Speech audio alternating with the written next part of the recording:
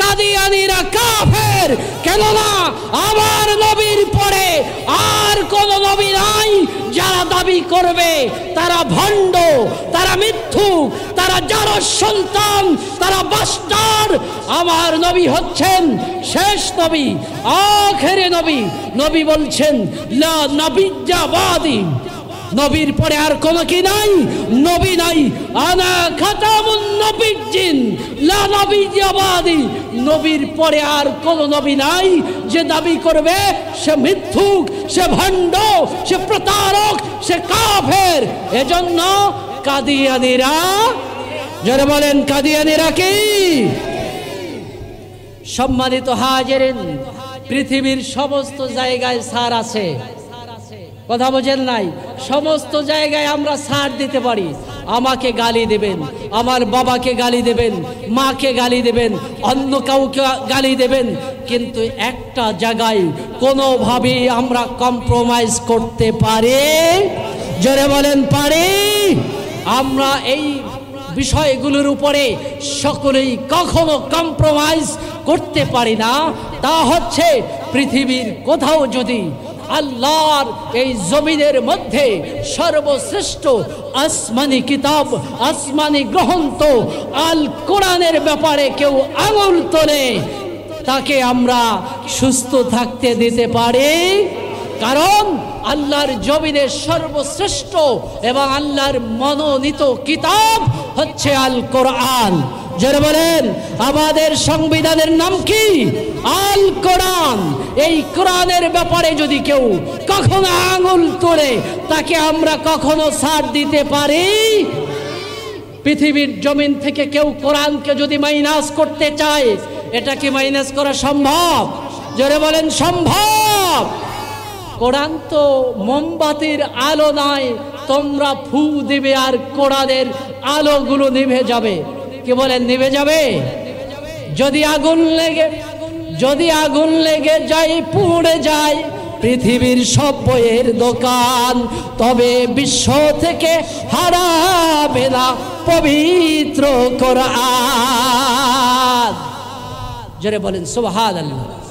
পৃথিবীর সমস্ত লাইব্রেরিগুলোর মধ্যে যদি আগুন ধরে যায়, সমস্ত লাইব্রেরিগুলো যদি পড়ে যায়, তাম পৃথিবীর সমস্ত কোরআনের কপিগুলো যদি জ্বালিয়ে দেওয়া হয়, তবে কোরআন কি পৃথিবীর থেকে বিদায় নিয়ে যাবে? বলেন, কোশ্চিন কালেও হারিয়ে যাবে না। কারণ তোমরা পৃথিবীর সমস্ত লাইব্রেরি থেকে যদি কোরআনের কপিগুলি জ্বালিয়ে দাও, কোরআনগুলোকে যদি পুড়িয়ে দাও, তবে কোরআনের আলোকে নির্বাপিত করা যাবে না, কোরআনের আলোগুলোকে মাইনাস করা যাবে না। কেননা এই পৃথিবীর জমিনে আমার আল্লাহ সুবহানাহু ওয়া তাআলার এই পবিত্র কোরআনের ধারক বাহক হিসাবে সিনার মধ্যে ধারণ করে আলিফ লাম থেকে শুরু করে ওয়ান্নাস পর্যন্ত গোটা 30 পারা কোরআনকে সিনার মধ্যে ধারণ করে রেখেছে 70 লক্ষ হাফেজে কোরআন। যারা বলেন সুবহানাল্লাহ, আর যারা বলেন সুবহানাল্লাহ।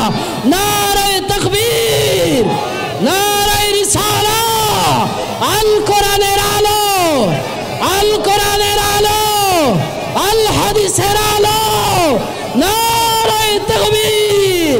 আজকের মাহফিল কোরআনকে কোশ্চিন কালেও মাইনাস করা সম্ভব। আর একটা ব্যাপারে কোনোভাবেই কম্প্রোমাইজ করা যায় না। আপনার আবার যদি কলিজার পরেও যদি কিছু থাকে ওইটা, কারণ নবী বলেছে পৃথিবীর উম্মতেরা তোমরা শুনে রাখো, তোমরা ততক্ষণ পর্যন্ত কামেলে মুমিন হতে পারবে না, পরিপূর্ণ ঈমানদার হতে পারবে না, পরিপূর্ণ আল্লাহওয়ালা হতে পারবে না, যতক্ষণ পর্যন্ত তাকিদ দিয়ে বলেছেন ততক্ষণ পর্যন্ত। অর্থাৎ পৃথিবীর সমস্ত কিছুর চাইতে, এমনকি তোমার নিজের জাদের চাইতেও নবী মুস্তাফাকে ভালোবাসতে না পারবা, তুমি ঈমানদার না, তুমি হাজি না। তুমি হাজি হতে পারো, গাজী হতে পারো, তুমি মুফাসসির হতে পারো, মুহাক্কিক হতে পারো, তুমি শাইখুল হাদিস হতে পারো, আল্লাহ তুমি মুমিন না, লা ইউমিনু তুমি মুমিন না হাত্তা ততক্ষণ পর্যন্ত যতক্ষণ পর্যন্ত পৃথিবীর সমস্ত কিছুর চাইতে এমনকি তোমার জানের চাইতে দয়ার নবীকে, মায়ার নবীকে, মদিনার কামলাওয়ালা নবীকে জীবনের চাইতে বেশি ভালোবাসতে না পারবা, ঈমানদারের খাতায় তোমার নাম উঠবে। কে বলছে? আমি বলছি। যারা বলেন আমি বানায়া বলছি। সহিহ আল বুখারী, হাদিসের কিতাবের নাম কি? সহিহ আল বুখারী। হাদিসের মধ্যে এসেছে আল্লাহর জমিনে, আকাশের নিচে, জমিনের উপরে আসাহুল কুতুবি বাদা কিতাবিল্লাহ, আল্লাহর কোরআনের পরে যদি কোনো গ্রন্থ থাকে এই গ্রন্থের নাম হচ্ছে সহিহ আল বুখারী। যারা বলেন কথা ঠিক কিনা? আসমানের নিচে, জমিনের উপরে যদি কোনো কিতাব থাকে বিশুদ্ধ, এই কিতাব হচ্ছে সহিহ আল বুখারী। বলেন না আলহামদুলিল্লাহ। এই কিতাব লিখেছে কে? আবু আব্দুল্লাহ মুহাম্মদ ইবনে ইসমাইল ইবনে ইব্রাহিম আল মুগীরা ওয়ারদিজবা আল জুফি আল ইয়ামানি রাহিমাহুল বারি। বলেন আল্লাহু আকবার। الصحيح المسند المختصر في امور رسول الله صلى الله عليه وسلم। এটা হচ্ছে বুখারী শরীফের পুরা নাম, আর আমরা এটার সংক্ষেপ নাম জানি কি? বুখারী। الصحيح المسند المختصر في امور رسول الله صلى الله عليه وسلم। আর বুখারী শরীফ যিনি লিখেছেন তার নাম হচ্ছে আবু আব্দুল্লাহ মুহাম্মদ ইবনে ইসমাইল বুখারী। উনি নবীজির রওজায়ে আতহারের পাশে বসে উনি যখন বুখারী শরীফ রচনা করবেন, একটু দরুদ শরীফ পড়ে সাল্লাল্লাহু আলা মুহাম্মাদ, মুহাব্বতে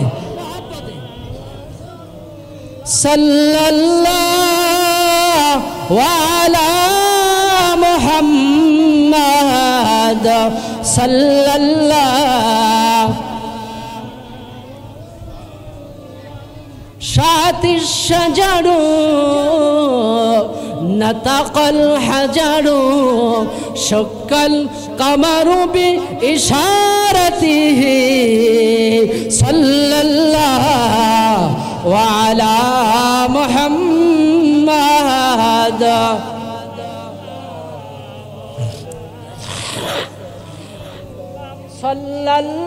সাল্লাল্লাহু আলা মুহাম্মাদ সাল্লাল্লাহু।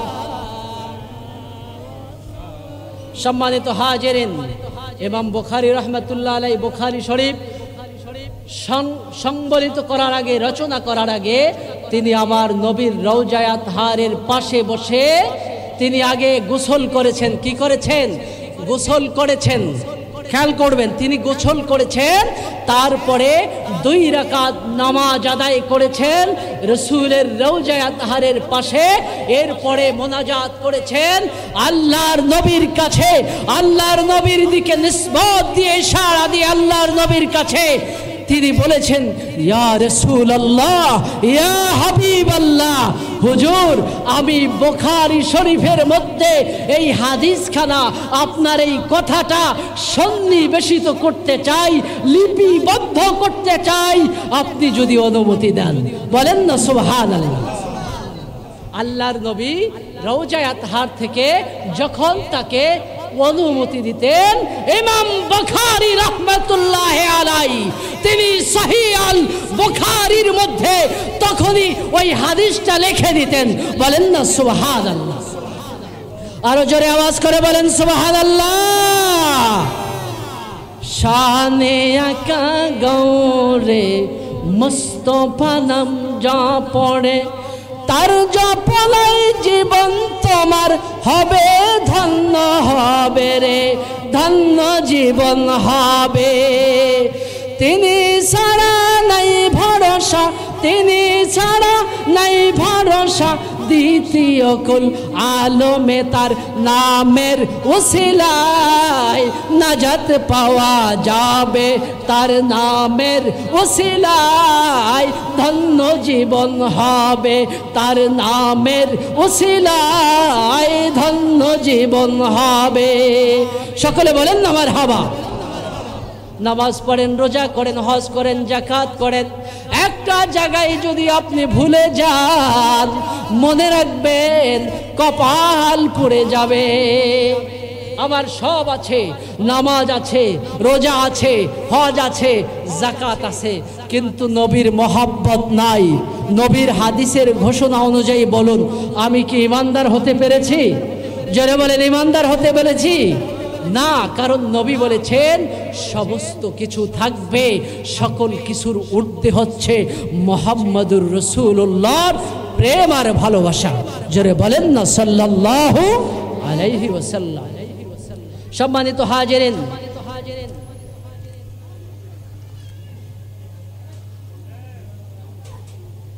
মিলাদুন নবীর মাস। কিসের মাস? মিলাদুন নবীর মাস।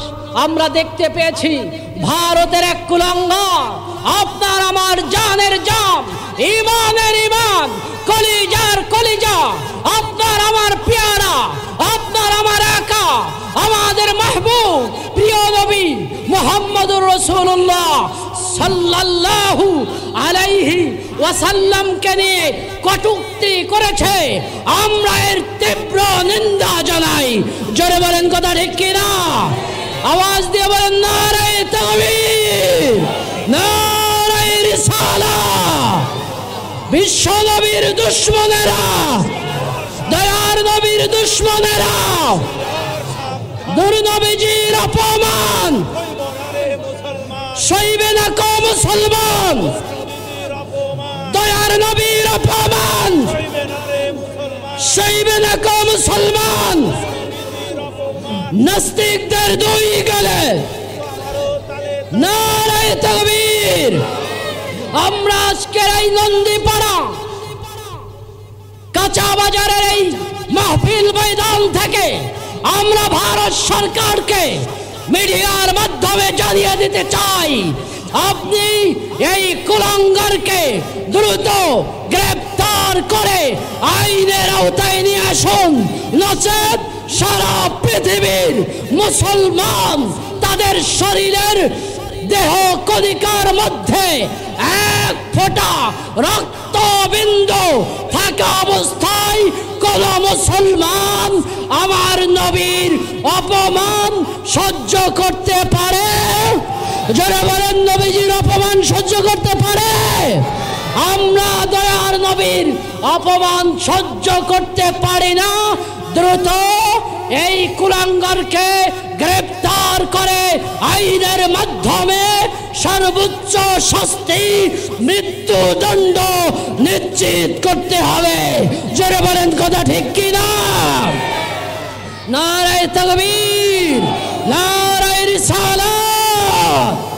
পৃথিবীর সমস্ত জায়গায় আমরা সাথ দিতে পারি, কিন্তু দয়ার নবীর ইজ্জতের উপরে, হুরমাতের উপরে, দয়ার নবীর সম্মানের উপরে পৃথিবীর কোন নাস্তিক, কোন বাস্টার্ড, কোন জারদ সন্তান যদি আমার নবীর ইজ্জত নিয়ে কথা বলে, ইজ্জতের উপরে আঙুল তোলে, কোন আশিকে রাসূল, কোন মুমিন, কোন মুসলমান তার শরীরের মধ্যে এক ফোঁটা রক্ত জারি থাকা অবস্থায় কঠিন কালেও দয়ার নবীর অপমান মেনে নিতে পারে না।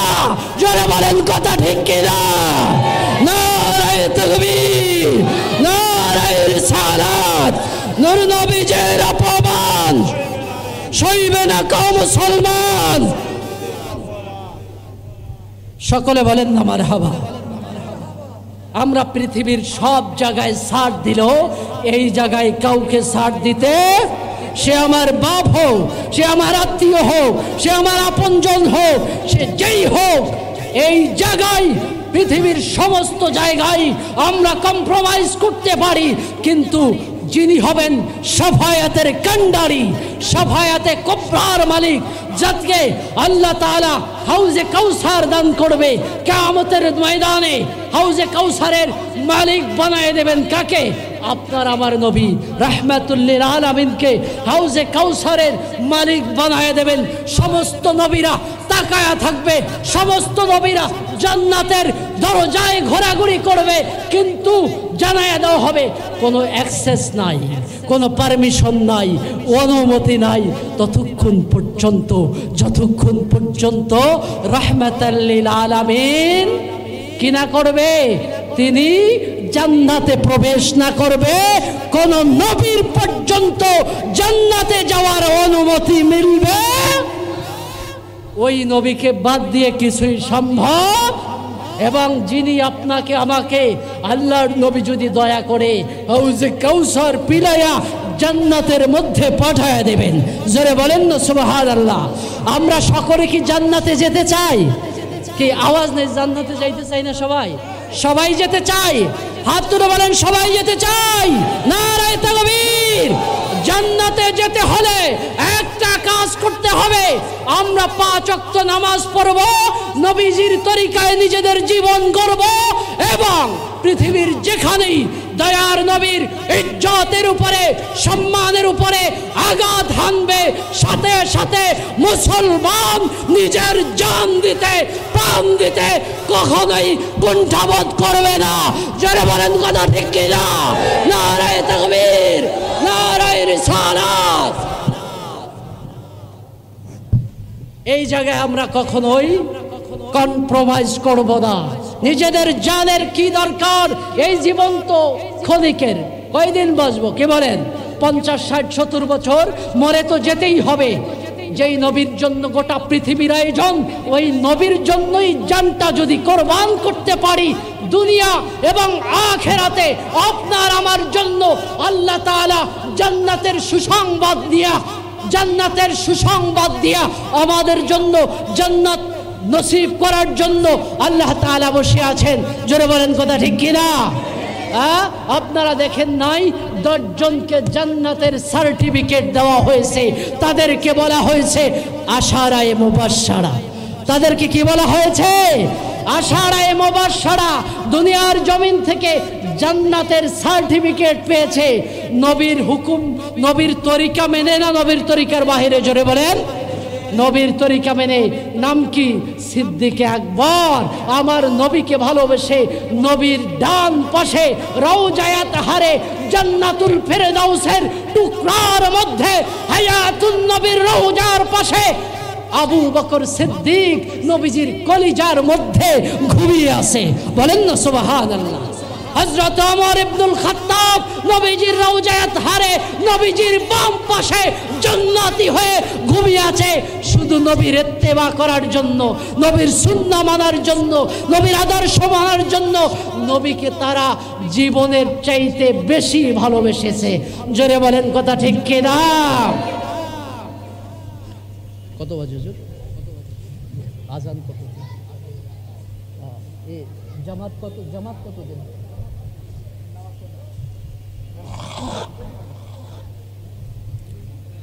দরুদ শরীফ পড়েন সাল্লাল্লাহু আলা মুহাম্মাদ।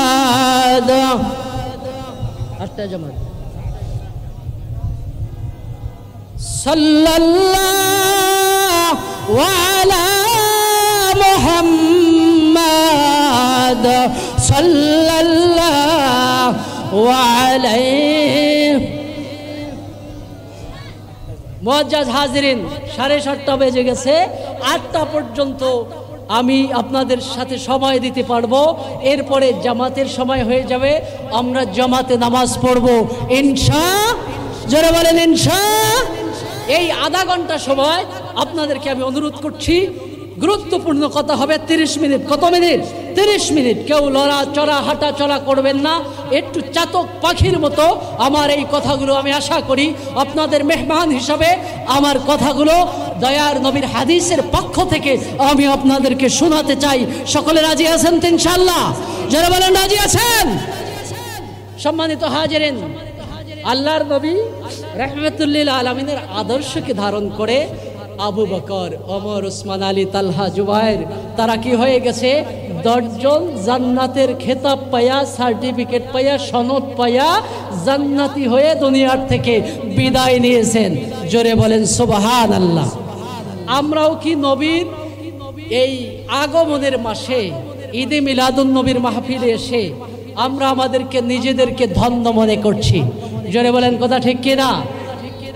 ভারতীয় উপমহাদেশের প্রখ্যাত শাইখুল হাদিস, যিনি হাদিসের সনদ যার থেকে উপমহাদেশে প্রবাহিত হয়েছে, হাদিসের সনদ এই বাংলার জমিনে যত শাইখুল হাদিস দেখেন, কেউ শাইখুল হাদিসের সনদ হযরত আব্দুর রহিম মুহাদ্দিস দেহলভী রাহমাতুল্লাহ আলাইহিকে বাদ দিয়ে ভারতীয় উপমহাদেশে কেউ শাইখুল হাদিসের সনদ লাগাতে পারবে? কারণ সনদ ওখান থেকে এসেছে। যদি কেউ হাদিসের সনদ নিতে চায়, তাকে তার পূর্বসূরি হিসাবে, উত্তরসূরি হিসাবে হাদিসের সনদের জন্য শাহ আব্দুর রহিম মুহাদ্দিস দেহলভীকে মানতেই হবে, মানতেই হবে, মানতেই হবে। নচেত সে হাদিসের সনদ কাটাব হয়ে যাবে, তার হাদিসের সনদ থাকবে।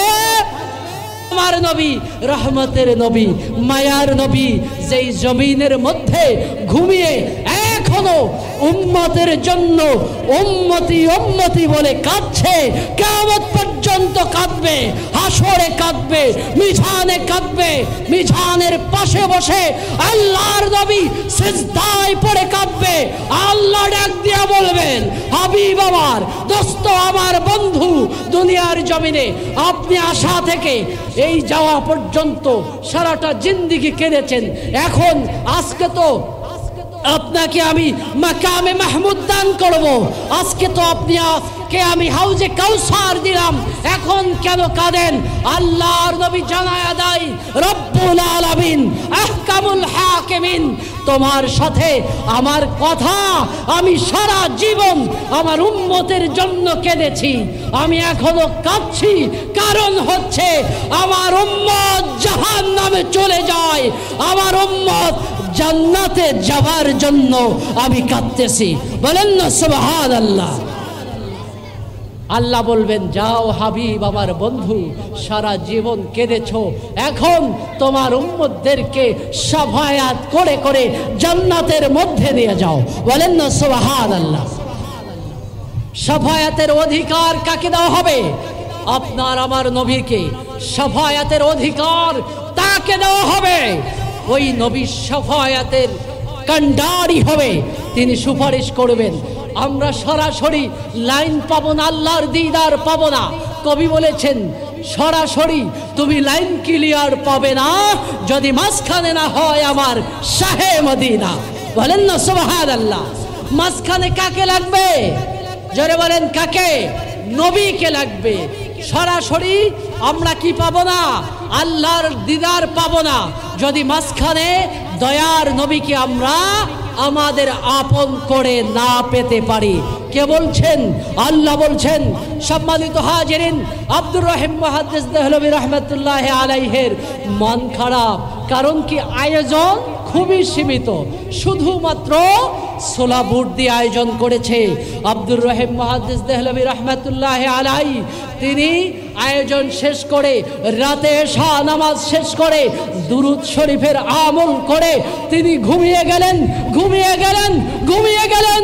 ঘুমের মধ্যে তিনি স্বপ্নে দেখতে পাচ্ছে তার অনুষ্ঠানের মিলাদুন নবীর যেই আয়োজনের চনা বুটের আয়োজন ছিল, ওইটা দয়ার নবীর সামনে রাখা আছে। আল্লাহর নবীর সামনে ওটা হাজির। আল্লাহর নবীর সামনে ওই বুটগুলো, চনা বুটগুলো তিনি দেখতে পাচ্ছেন। বলেন না সুবহানাল্লাহ।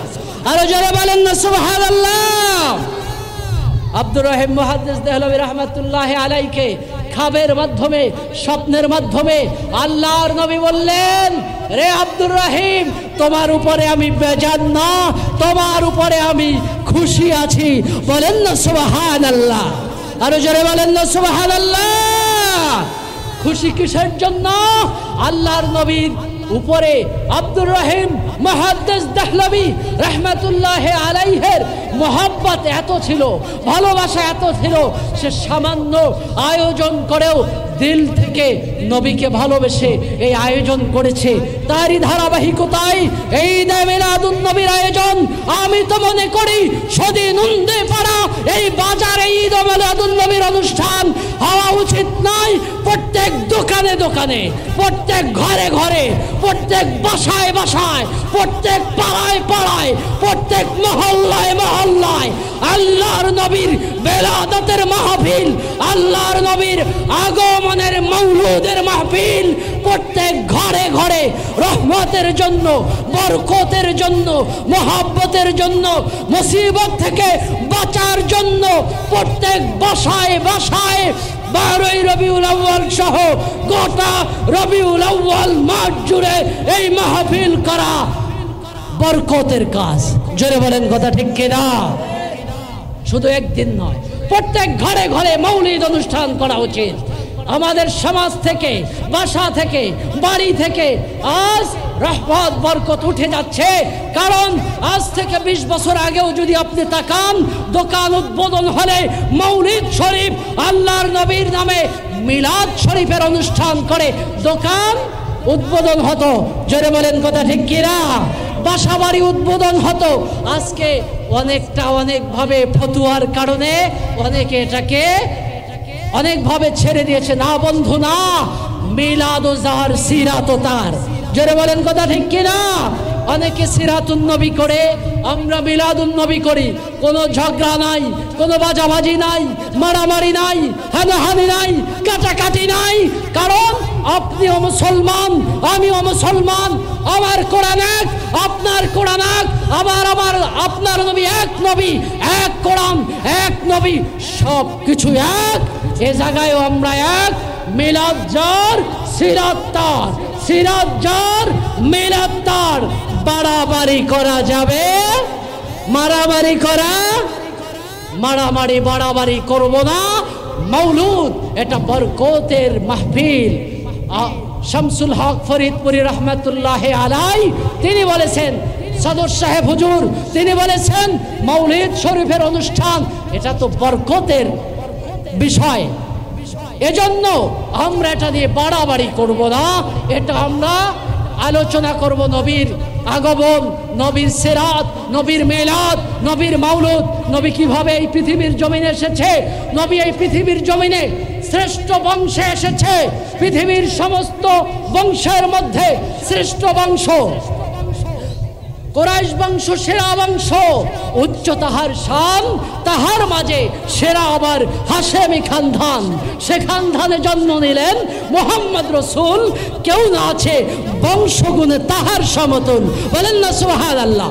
পৃথিবীর মধ্যে যত বংশ আছে, যত গোত্র আছে, সমস্ত বংশের মধ্যে, সমস্ত গোত্রের মধ্যে হাশেমি খানদান সর্বোত্তম, কুরাইশ বংশ সর্বশ্রেষ্ঠ বংশ।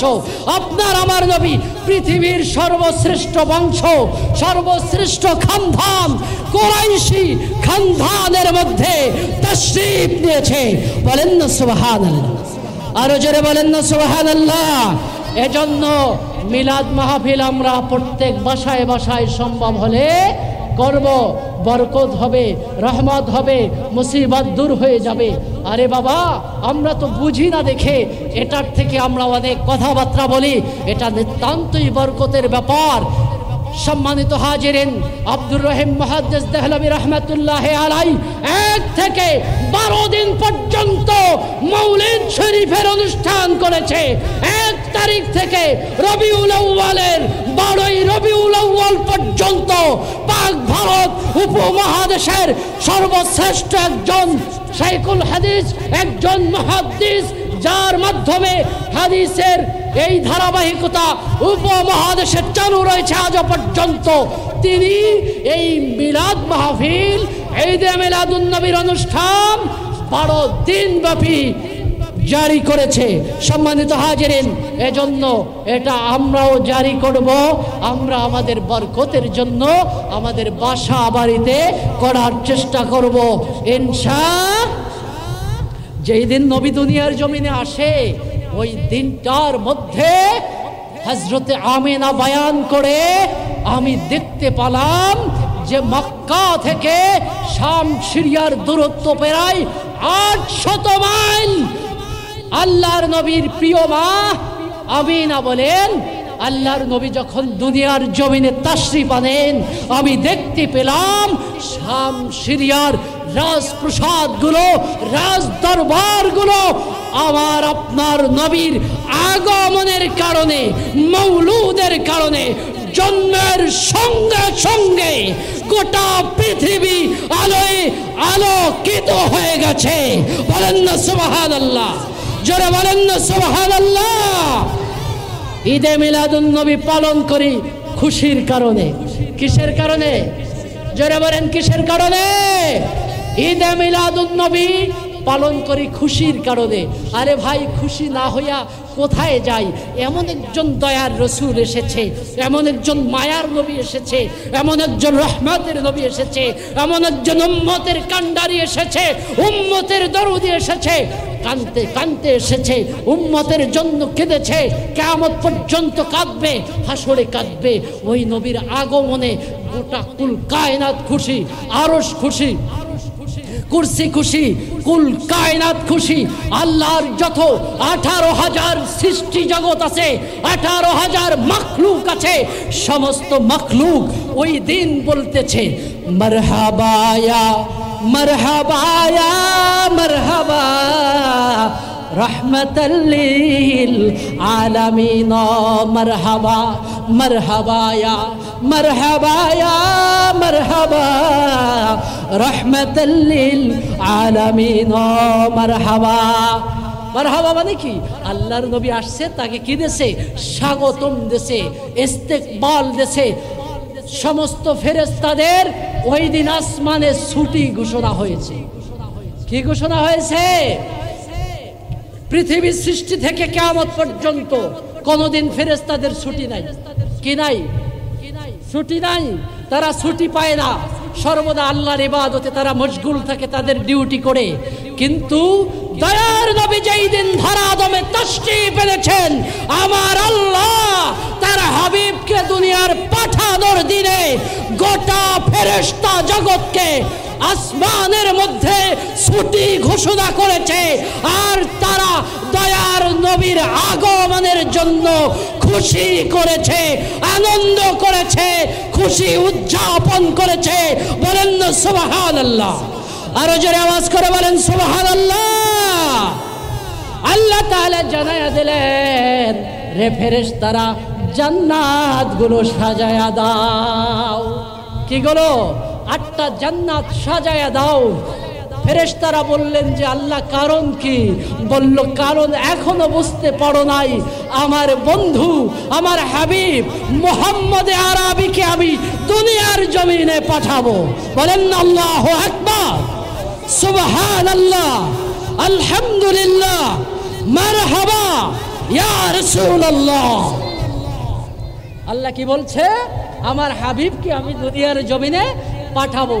জান্নাতগুলো তোমরা সাজাও, মনের মতো করে সাজাও। বলেন সুবহানাল্লাহ।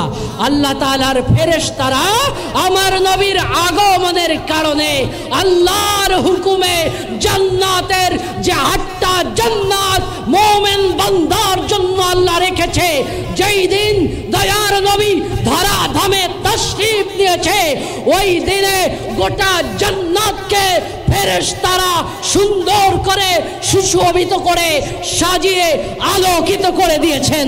বলেন না সুবহানাল্লাহ। খুশি না বেজার? গোটা কুল কায়নাত খুশি, গোটা সৃষ্টি খুশি, আসমান খুশি, জমিন খুশি, গাছ খুশি, পাতা খুশি, মানুষ খুশি, মাখলুক খুশি, গোটা জিন ইনসান সব কিছু খুশি। জড় পদার্থ খুশি, জীব পদার্থ খুশি, সবাই খুশি। আপনি আর আমি খুশি হব না কেন? খুশি না হওয়ার কোনো কারণ আছে বলেন? অবশ্যই আমরা দয়ার নবীর আগমনে খুশি।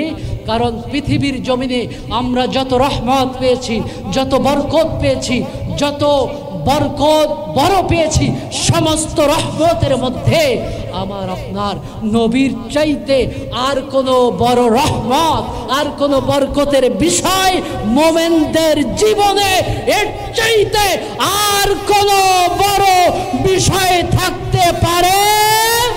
জোরে বলেন পারে? আমার নবীকে পেয়েছি, এজন্য আমরা অত্যন্ত আনন্দিত, আমরা ধন্য, আমরা আখেরি জামানার পয়গম্বর যিনি হবেন সাইয়্যিদুল মুরসালিন, সমস্ত নবীদের নবী। জোরে বলেন সুবহানাল্লাহ। বোঝেন নাই কথা? সমস্ত নবীদের বাদশাহ যিনি হবেন সুলতানে মদিনা। সুলতান মানে কি? বাদশাহ, সমস্ত নবীদের বাদশাহ। 1 লক্ষ মতান্তরে 2 লক্ষ পয়গম্বরকে আল্লাহ তাআলা দুনিয়ার জমিনে পাঠিয়েছে। কালিমার দাওয়াত দাও, তাওহীদের দাওয়াত দাও, আর আমার নবী যে আখেরি জামানায় আসতেছে এই স্লোগান দাও, এই সংবাদ দুনিয়ার জমিনে প্রচার করতে থাকো। একজন আর 2 জনকে নয়, 1.5 লক্ষ পয়গম্বরকে এই ডিউটি দিয়া, এই দায়িত্ব দিয়া আল্লাহ তাআলা এই জমিনের মধ্যে পাঠিয়ে দিয়েছেন। বলেন সুবহানাল্লাহ। সম্মানিত হাজিরিন, কথা শেষ। এখন আমরা 1 মিনিট বসেন, 1 মিনিট বসেন। কত বাজে? কয় মিনিট আছে? 7 মিনিট আছে। 8টা পর্যন্ত বলা যাবে? আচ্ছা আচ্ছা, আমরা আর 3 মিনিট কথা বলবো, 3 মিনিট কথা বলবো। এর মধ্যে আমি ফিনিশিং দিয়ে দিচ্ছি। অর্থাৎ দয়ার নবীর আগমনে গোটা কুল কায়নাত খুশি। শুধু খুশি না, মহা খুশি। কি খুশি? জোরে বলেন কি খুশি? সাধারণ খুশি না, অসাধারণ খুশি। দয়ার নবী দুনিয়ার জমিনে তাশরীফ এনেছে।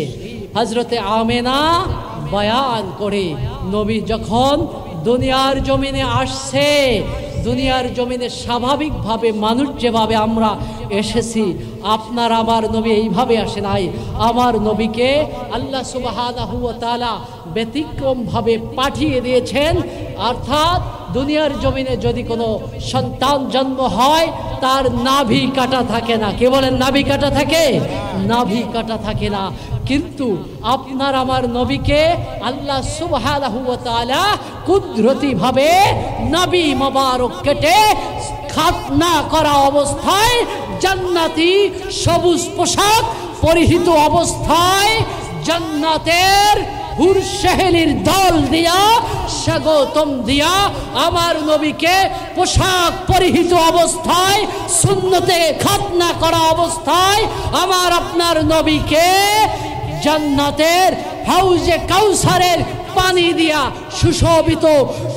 সুশোভিত করে গোসল দিয়া, জান্নাতি টেরের মধ্যে গোসল দিয়া, স্বর্ণের টেরের মধ্যে গোসল দিয়া, অতি সম্মান দিয়া, অতি সম্মানিত করে দয়ার নবীকে, মায়ার নবীকে আল্লাহ সুবহানাহু ওয়া তাআলা তার হাবিবকে মা আমিনার শাহী বালাখানার মধ্যে 12ই রবিউল আউয়ালে পাঠিয়ে দিয়েছেন। বলেন না মারহাবা? আরে যারা বলেন না মারহাবা। সম্মানিত সুধী, আমি আমার অগুছালো কথা এখানেই রাখছি। যদি সময় পাই ইনশাআল্লাহ আজকের মাহফিলের সম্মানিত প্রধান অতিথি, প্রধান আকর্ষণ, প্রধান আলোচক আশেকে রসুল হযরত মাওলানা ওলিউল্লাহ আশিকি মাদ্দাজিল্লাহুল আলী, উনি তাশরীফ আনবেন এশা নামাজের পরে। যদি হুজুরের আসতে লেট হয় তাহলে হয়তোবা আবার আপনাদের সামনে অল্প সময় কথা বলার সুযোগ হতেও পারে, নাও হতে পারে। আমি আমার অসমাপ্ত কথা এখানেই শেষ করছি। ওমা তৌফিকি ইল্লা বিল্লাহ।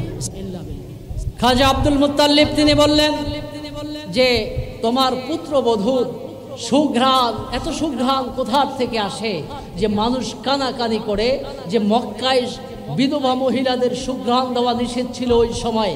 এটা খুব নিন্দনীয় কাজ ছিল।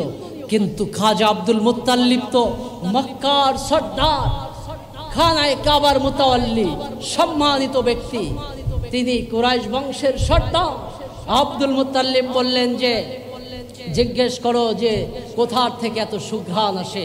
বলল যে তাহলে আমরা দুইজনই একসাথে জিজ্ঞেস করি। কে? খাজা আব্দুল মুত্তালিব এবং তার ওয়াইফ বলল যে আমরা দুজনই একসাথে জিজ্ঞেস করি। এবার খাজা আব্দুল মুত্তালিবের ওয়াইফ বলল যে আমি যখন গোসলখানার থেকে আমেনা বের হয়, হাম্মাম থেকে বের হয়, বের হওয়ার পরে আমি যখন হাম্মামের মধ্যে গোসলখানার মধ্যে ঢুকি, এত সুঘ্রাণ বের হয়, এত সুঘ্রাণ বের হয়, যেই সুঘ্রাণ আমার কান, আমার নাক কখনো এত সুঘ্রাণ গ্রহণ করেননি। বলেন সুবহানাল্লাহ। আর আওয়াজ করে বলেন সুবহানাল্লাহ। এত সুঘ্রাণ সুশোভিত হয়ে গেছে। বলল যে তাহলে আমেনাকে জিজ্ঞাসা করো যে কোথার থেকে এত সুঘ্রাণ আসে। বলল যে বেটি তোমার কাছে জিজ্ঞেস করতে চাই, তোমার তো সুঘ্রাণ দেওয়া সুগন্ধি পারফিউম ব্যবহার করা নিষেধ, তারপরে এত সুন্দর সুগন্ধি সুশোভিত পারফিউম তুমি কোথার থেকে পেলে? মক্কার মানুষেরা তারা কথা কাটাকাটি করে, তারা কানাকানি করে, এমন হতে পারে আমার সর্দারি চলে যেতে পারে, মাতবরি চলে যেতে পারে, খানায় কাবার মুতাওয়াল্লিগিরিও চলে যেতে পারে। বলো এত সুগন্ধি, এত সুঘ্রাণ তোমার থেকে কোথার থেকে আসে এবং তুমি সুঘ্রাণ কোথার থেকে ব্যবহার করো? বলো। বলবেন না সুবহানাল্লাহ? এই আওয়াজে মাদিনা আওয়াজের আওয়াজ দিয়ে বলেন সুবহানাল্লাহ। মাহফিলে আসছেন, কিছু বরকত নিয়ে যেতে রাজি আছে কিনা? হ্যাঁ, সুবহানাল্লাহ বললে লাভ না লস? হ্যাঁ, লাভ বুঝলে তাহলে বলতে হবে। আরো জোরে বলেন না সুবহানাল্লাহ। এবার চমৎকার হয়েছে, বলি আলহামদুলিল্লাহ। সম্মানিত সুধী, সম্মানিত হাজিরিন, আব্দুল মুত্তালিব বললেন যে তুমি কোথায় এত সুগন্ধি পাও? বলল যে সুগন্ধি তো আমি কোথাও থেকে দেই না।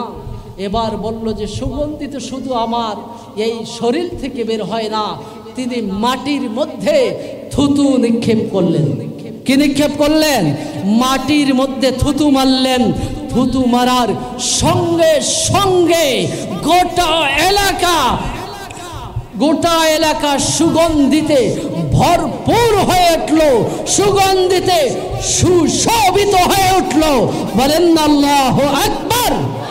আরো জোরে বলেন আল্লাহু আকবার। মাশাআল্লাহ, মারহাবা।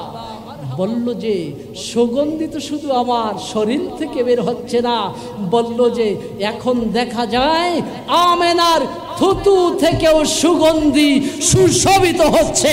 বলেন না সুবহানাল্লাহ। কিসের থেকে? হ্যাঁ, থুতু থেকে। কত চমৎকার বিষয়। এবার আমেনা বয়ান করে সুগন্ধি শুধু আমার শরীর থেকে বের হচ্ছে না, থুতু মোবারক থেকেও আল্লাহর নবীর মা রাহমাতাল লিল আলামিন নবীজির মায়ের পেটে যখন তাশরীফ নিলেন, আল্লাহর নবীর মা আমেনা কোনো জায়গা দিয়ে রাস্তা দিয়ে হেঁটে গেলে পুরো এলাকা পারফিউমের সুগন্ধিতে ভরপুর হয়ে যেত।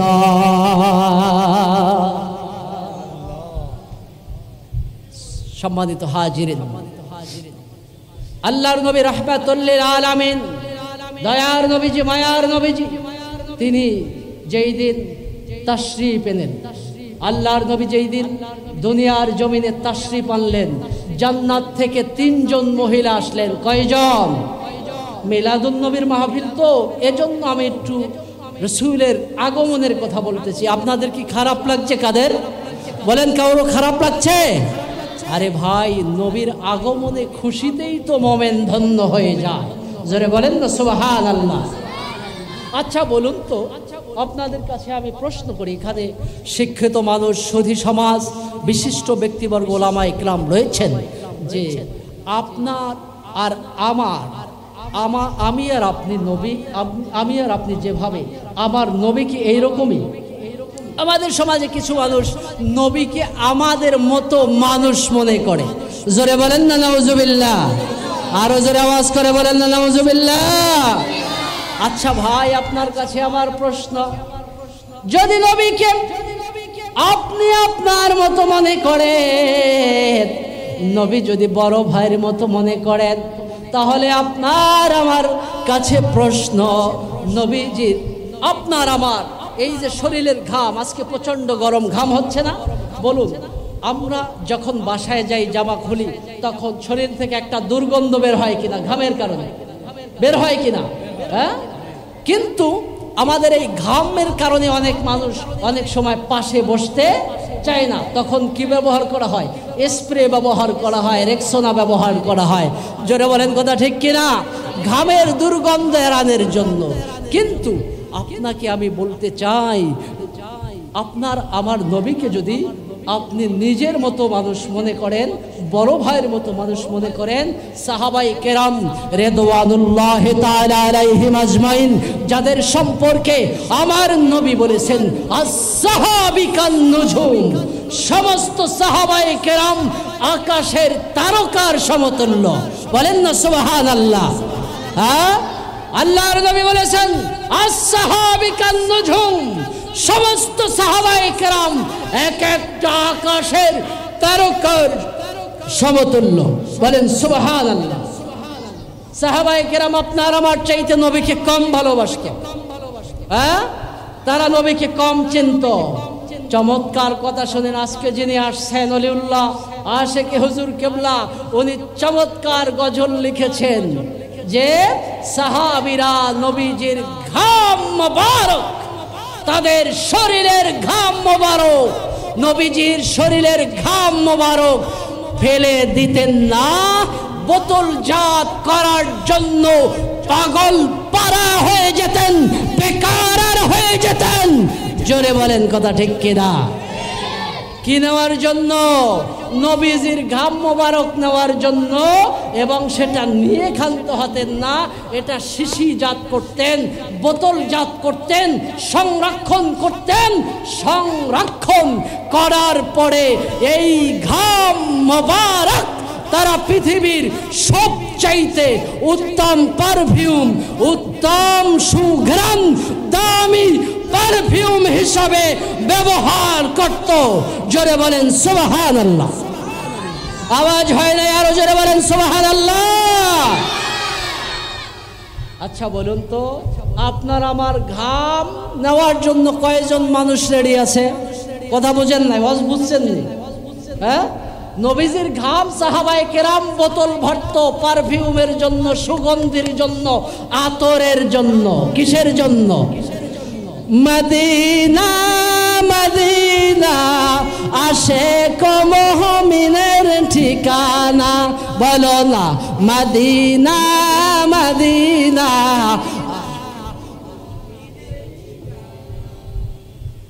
মোমেনদের আশিকদের ঠিকানা হচ্ছে কি? মদিনা। কারণ এই মঞ্চে আমার গজল শোভা পায় না, যিনি আসছেন তিনি হচ্ছেন বাংলাদেশের গজলের কারিগর। বলেন না সুবহানাল্লাহ। যিনি শত শত নবীর শানে নাত উপহার দিয়েছেন, তিনি হচ্ছেন ওয়ালিউল্লাহ আশিকি আল কাদরি। বলেন না মারহাবা। রসুলের মহব্বতে তিনি শত শত গজল বাংলার জমিনে আশিকে রসুলদের খোরাক বানিয়ে দিয়েছেন। জোরে বলেন কথা ঠিক কিনা? হ্যাঁ, নবীজির ঘাম মোবারক সাহাবীরা আতরজাত, বোতলজাত করত সুঘ্রাণের জন্য। আপনার আমার ঘাম যদি বলেন, যে বউকে যদি বলেন, ওয়াইফকে যদি বলেন, তুমি তো আমাকে বেশি ভালোবাসো, তুমি তো আমার প্রিয়তমা, আমার ঘামটা একটু রেখে দাও না পারফিউমের জন্য। কে বলেন? আপনার ওয়াইফ কি রাখবে কিনা? কথা বোঝেন নাই? আপনার বউকে যদি বলেন যে আমার শরীরে তো ঘাম হয়, তুমি তো আমাকে বেশি মহব্বত করো, ভালোবাসো, এই ঘামটা একটু শিশি ভরে, বোতল ভরে রেখে দাও, মাঝে মাঝে সুঘ্রাণ হিসাবে ব্যবহার করবা। এখানে এমন কেউ আছেন যে বলতে পারবেন আমার বউ রাখবে? কি আছেন কেউ? থাকলে হাত জাগান যে এমন আছে আমার বউ বললে রাখবে। কেউ নাই? তাহলে শোনেন, দয়ার নবীর ঘাম মোবারক সাহাবায়ে কেরাম বোতলজাত করেছে, পৃথিবীর সর্বোত্তম পারফিউম বানিয়েছে, সর্বোত্তম আতর হিসাবে ব্যবহার করেছে। আমার নবীর জিসম মোবারক থেকে যেই ঘাম মোবারক বের হতো, এই ঘাম দিয়ে সাহাবায়ে কেরাম আতর ব্যবহার করত, সেন্ট হিসাবে ব্যবহার করত। জোরে বলেন সুবহানাল্লাহ, আরো জোরে বলেন সুবহানাল্লাহ। যারা নবীজিকে বড় ভাইয়ের মতো মনে করে, যারা নবীজিকে আমাদের মতো সাধারণ মানুষ মনে করে, তাদের কাছে প্রশ্ন, ভাই তোমার ঘামের কথা যদি তোমার বউকে বলো যে আমার ঘামটা বোতলজাত করে রেখে দাও, বউর হাতের মায়ের খাওয়ার সম্ভাবনা 50% আছে কি নাই বলেন? 50% মায়ের খাওয়ার সম্ভাবনা আছে। কিন্তু যারা জান্নাতি হয়ে দুনিয়ার থেকে বিদায় নিয়েছে, তারা আমার নবীজির ঘাম মোবারক আতর হিসেবে ব্যবহার করেছেন। বলেন সুবহানাল্লাহ, আরো জোরে আওয়াজ দিয়ে বলেন সুবহানাল্লাহ।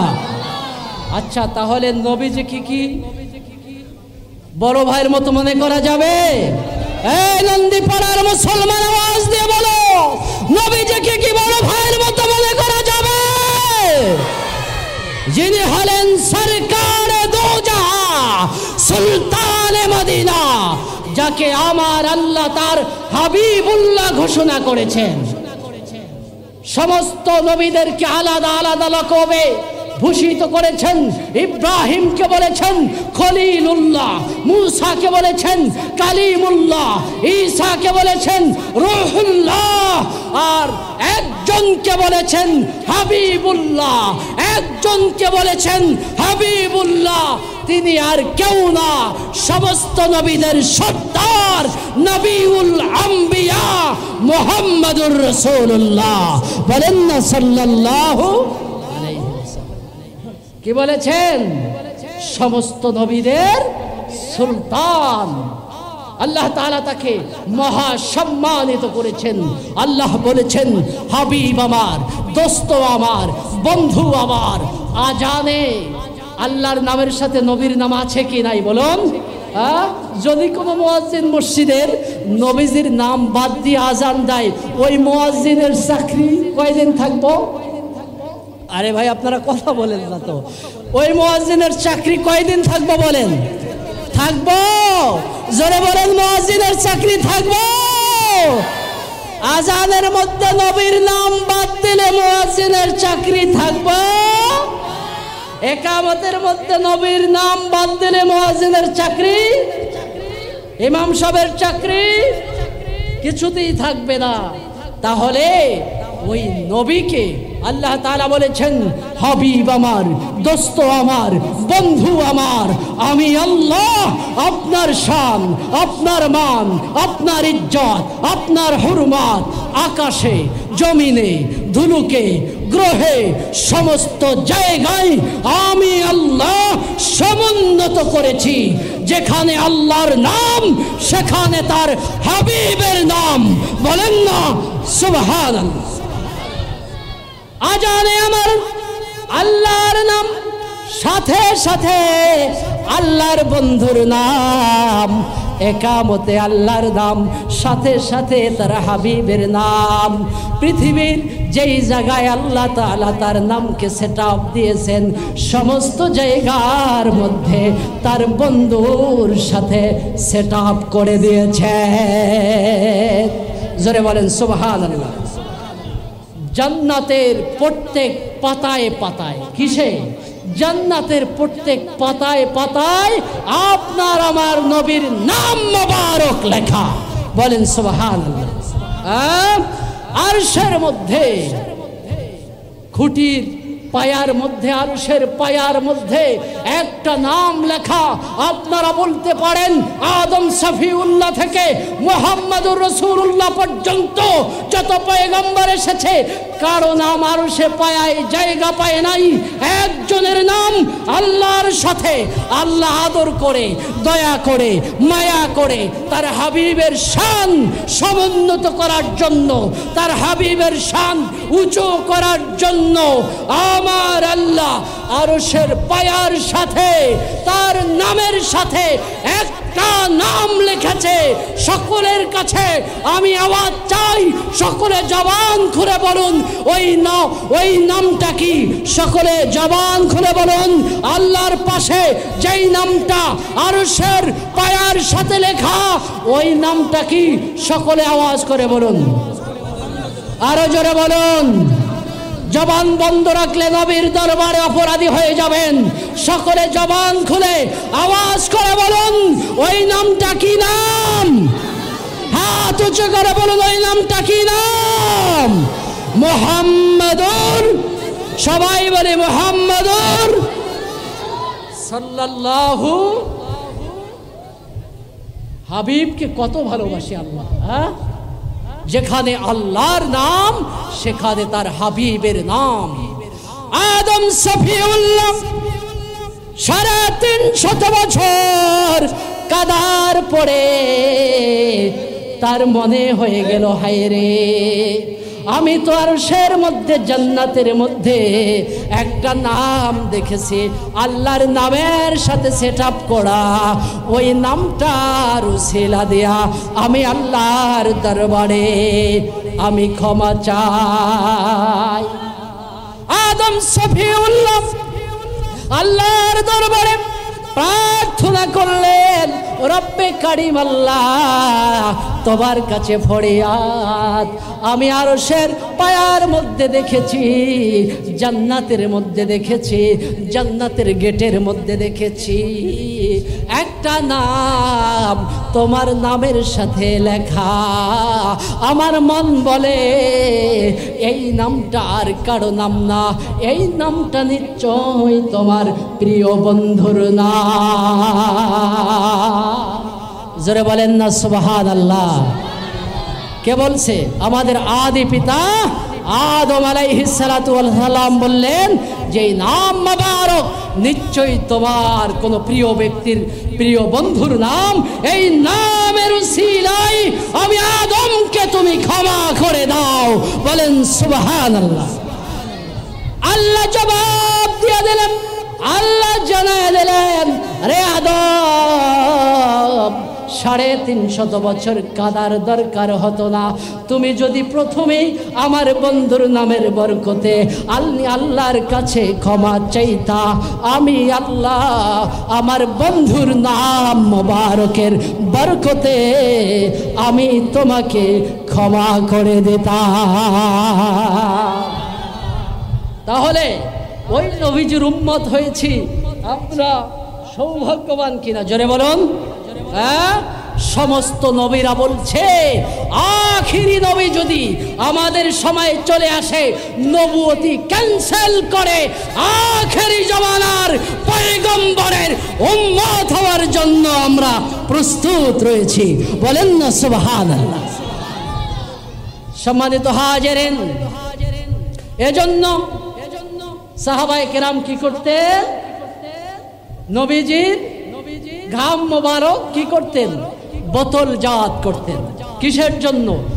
আতর বানানোর জন্য, সুগন্ধি নেওয়ার জন্য।